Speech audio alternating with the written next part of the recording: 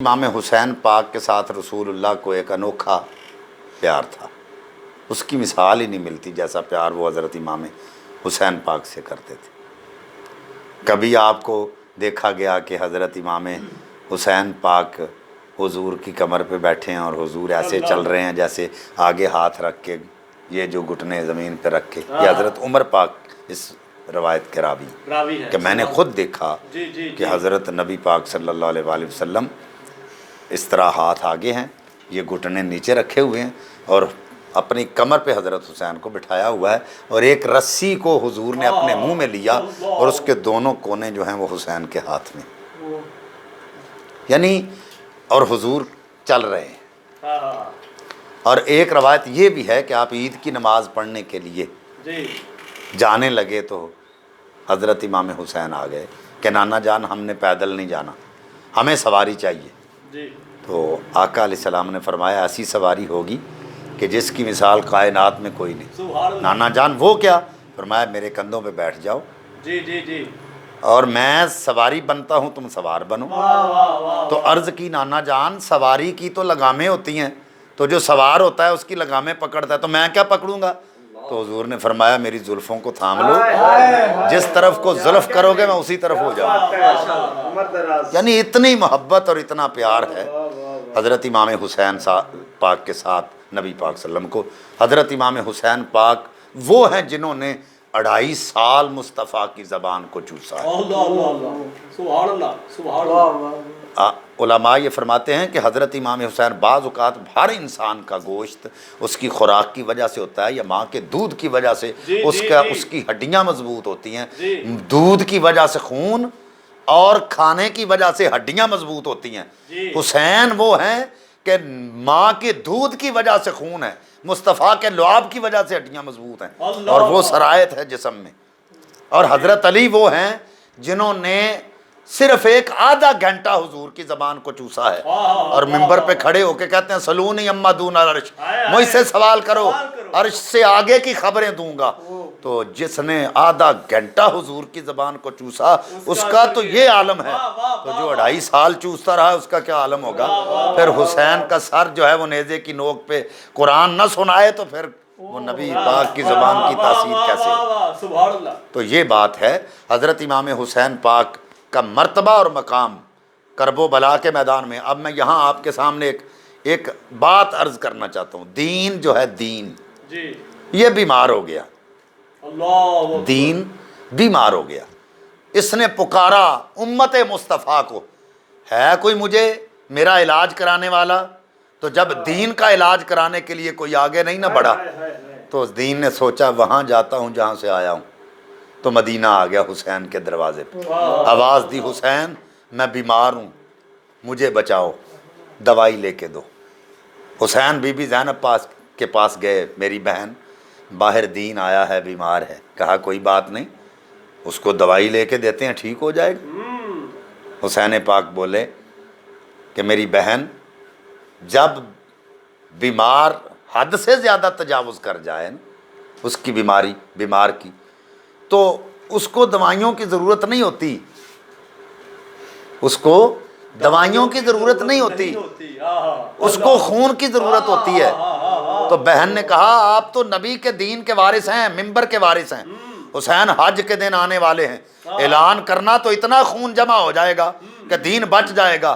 حسین کی آنکھوں سے آنسو نکلے، کہا جب کسی مریض کو خون کی ضرورت ہو تو ہر کسی کا خون نہیں لگتا، خون اسی کا لگتا ہے جس کا خون اس کے ساتھ میچ کرتا ہو، اس کے ساتھ ملتا ہو۔ دین کا خون جو ہے وہ میرے خون کے ساتھ مل رہا ہے، دین کا خون جو ہے وہ علی اکبر کے خون کے ساتھ مل رہا ہے، علی اصغر کے خون کے ساتھ مل رہا ہے، اونو محمد کے خون کے ساتھ مل رہا ہے۔ یہ سارے کا سارا گھرانہ جو ہے یہ کربلا میں جائے گا، دین کو ان کے خون کی ضرورت ہے۔ پھر حسین نے ایسی مثال قائم کر دی ہے کہ کرب و بلا کے میدان میں وہ ایک بچ گیا جو گنچا، تو وہ بھی پیش کر کے ایک بچ گیا جو گنچا تو وہ بھی پیش کر کے جھاڑ کر یوں حسین نے دامن دکھا دیے۔ میری بارگاہ میرے پاس تو یہ آخری پھول تھا، میرے مالک میں نے تیری بارگاہ میں یہ بھی قربان کر دیا ہے۔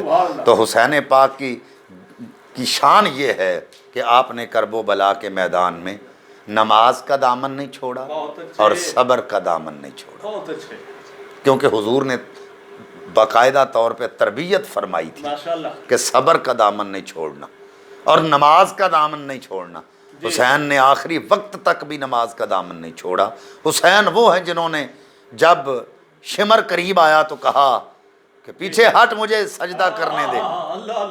اس نے کہا حسین دیکھا ہے پیاسا جا رہا ہے. کہا میں تو پیاسا جا رہا ہوں, قیامت تک تجھے کوئی یاد نہیں کرے گا, لیکن حسین کا نام قیامت تک لوگ زندہ رکھیں گے اور حسین کے نام کی سبیلیں لگتی رہیں گی. کہا بھوکا جا رہا ہے. کہا میں تو بھوکا جا رہا ہوں, قیامت تک تجھے سب لعین کہیں گے, لیکن حسین کے نام کی نیازیں گلی گلی بانٹتی نظر آئیں گی, بٹتی ہوئی نظر آئیں گی. کہا حسین, فرمایا پیچھے ہٹ مجھے سجدہ کرنے دے. پھر حسین پاک نے زمین پہ سر کو رکھا ہے. نہ سوز وچے نہ ساز وچے, مزہ جو خدا دی نماز وچے, سلام پھیرن تو بعد ہندی سب دی نماز پوری ناصر. حسین سجدے چ سر کٹایا, حسین اج بھی نماز وچے. حضرت امام حسین پاک نے دین کو اس طرح بچایا ہے کہ سارے کا سارا کنبہ دے دیا ہے, سارے کا سارا کنبہ قربان کر دیا ہے, لیکن دین متین پر حرف نہیں آنے دیا. جب حضرت امام زین العابدین جب دربار یزید میں کھڑے تھے تو خطبہ ارشاد فرمایا, تو اذان ہو رہی تھی, تو آپ نے کہا یزید اب یہ بتا جو اشہد ان محمد رسول اللہ کے کلمے جو فضا میں بلند ہو رہے ہیں, یہ نام تیرے نانے کا ہے یا میرے نانے کا ہے؟ اگر تو تیرے نانے کا ہے تو جنگ تو جیتا, اور اگر میرے نانے کا ہے تو اس نام کی سر بلندی کے لیے تو ہم نے اپنی جانوں کے نذرانے پیش کیے ہیں. میرے بابا نے اپنی گردن کا نذرانہ اسی لیے پیش کیا ہے. اور حضرت امام علی مقام وہ ہیں کہ جنہوں نے لعاب مصطفیٰ کا جو حق ہے وہ کربلا کے میدان میں اس طرح دیا, بدن کہیں پڑا ہے, جسم کہیں ہے, سر نیزے کی نوک پہ ہے, اور کوفے کے بازاروں میں لوگوں نے دیکھا ہے کہ وہ سورہ کہف کی تلاوت کر رہے ہیں. تو قرآن پڑھتا ہوا سر حسین نظر آ رہا ہے, اور حسین پاک نے یہ بتا دیا ہے کہ جب بھی حق کے مقابلے میں باطل آ جائے تو پھر گھبرانا نہیں. جال حق و زہق الباطل ان الباطل کان زہوقا, حق بن کے ڈٹ جاؤ, دین کے لیے اپنی جان کا نذرانہ بھی دینا پڑے تو دے دو. یہ ہے حسینیت. آج کل لوگ مزاجن یزیدی ہیں اور زبان سے کہتے ہیں ہم حسینی, لیکن ہم یہ لوگوں کو بتانا چاہتے ہیں کہ اگر تم ذکر حسین کرتے ہو تو فکر حسین بھی رکھو. جو حسین پاک والی فکر ہے اگر وہ نہیں ہے تو ذکر حسین کرنے کا کوئی فائدہ نہیں. اور حسین پاک کی فکر یہ ہے کہ نماز کو نہیں چھوڑنا. یہ میں پیغام بھی دینا چاہتا ہوں کہ حسین پاک کی فکر یہ ہے کہ نماز کو نہیں چھوڑنا, قرآن کی تلاوت کو نہیں چھوڑنا. حسین پاک نماز کے اتنے پابند اور قرآن پاک کی تلاوت کے اتنے پابند کہ مدینہ پاک سے چلے تو مکہ تک آنے تک بھی جتنے دن گزرے ہیں وہ نماز اور قرآن کی تلاوت کو نہیں چھوڑا, اور مکہ سے پھر کربلا تک نماز سے اتنا پیار کیا ہے, قرآن سے اتنا پیار کیا ہے, گردن کٹ گئی ہے, نماز بھی نہیں چھوڑی, قرآن بھی نہیں چھوڑا. تو ہمیں یہ سبق ملتا ہے کہ ہم بھی حسین پاک کی زندگی کو دیکھیں. لا الہ تو پڑھ لیا اب لے مزہ تاثیر کا, لا الہ کے پڑھنے والو لا الہ کو دیکھ لو, لا الہ تو بچ گیا گھر لٹ گیا شبیر کا. حضرت امام علی مقام نے کلمے کو زندہ رکھا ہے. اور جو حضور نے فرمایا تھا نا حسین منی, حسین مجھ سے ہے, وانا من الحسین, میں حسین سے ہوں, تو لوگ یہ سوال کرتے ہیں کہ کل سے جز تو نکل سکتا ہے لیکن جز سے کل کیسے؟ مثلا اگر ایک من دانے گندم پڑی ہوئی ہے تو اس میں سے 20 سیر تو نکالیں گے, لیکن 20 سیر سے من تو نہیں نکل سکتا. تو لوگ کہتے ہیں کہ نواسے سے رسول کیسے ہو گئے؟ رسول سے نانے سے نواسا تو ہو سکتا ہے, لیکن نواسے سے نانا کیسے؟